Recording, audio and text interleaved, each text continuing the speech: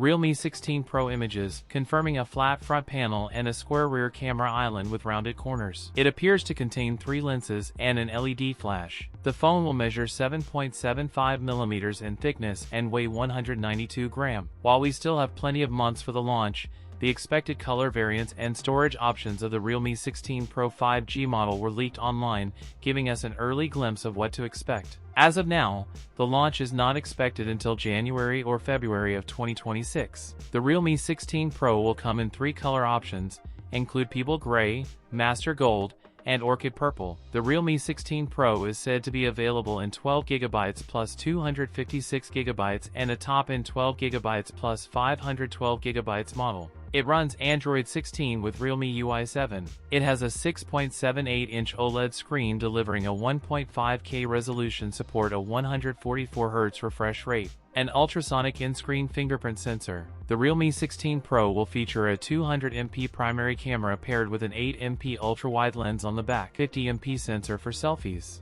The phone includes a 7000 mAh typical battery, expected 80W charging. That's it for today's video. If you enjoyed it, don't forget to like, comment, and subscribe for more content. Thanks for watching, and I'll see you in the next one.